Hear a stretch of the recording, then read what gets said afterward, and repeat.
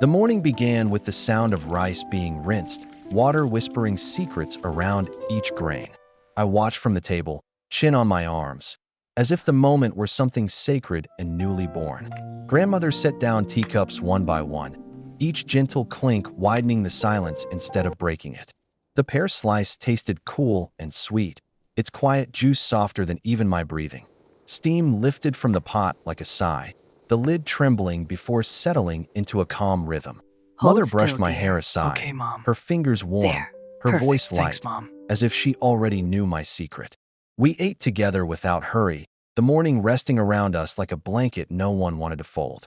Soap bubbles gathered in the sink, shining like tiny moons drifting across a small sky of water. I watched the bubbles shimmer, thinking how even the smallest things can hold whole worlds inside them. My room waited quietly, floorboards greeting my steps like old friends who never asked questions.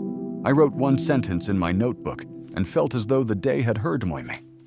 Outside, the path stretched ahead, damp earth breathing softly beneath the waking grass. What a peaceful day in the garden. The cabbages are thriving.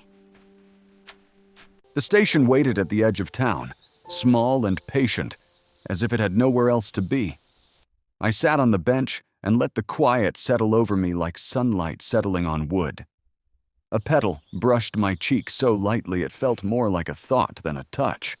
An old man arrived with greens in his basket, sharing silence the way strangers share shade.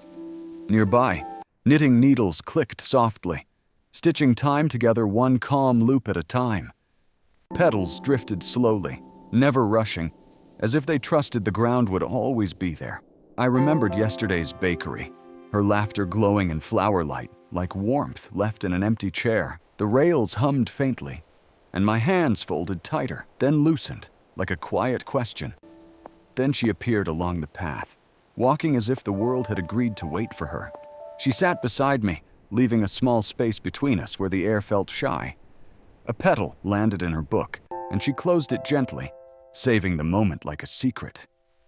We said almost nothing, yet the silence felt full, of breaths, glances, and nearness. The train approached slowly, its distant hum like the earth remembering an old song.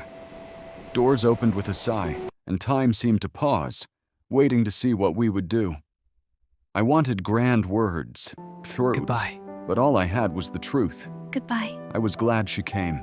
She sat by the window, calm as moonlight, her hand resting softly against the glass. The train carried her away, petals drifting in its wake like quiet goodbyes. I stood alone on the platform, listening as the silence gently returned to its place. The walk home felt warmer, as if the road itself knew something kind had happened. Inside, Mother rolled dough, flour floating like pale dust caught in afternoon light. Grandmother wound yarn slowly, turning thread into patience with every careful motion. I washed my hands again, the water whispering just as it had that morning.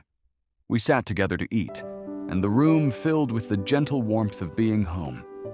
Fresh bread breathed steam into the air, its warmth quiet and comforting as a held secret.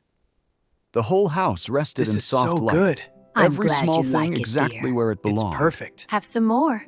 And inside me, that small, bright feeling remained, patient, tender, and listening, just like spring. Thanks for watching. Subscribe for more video.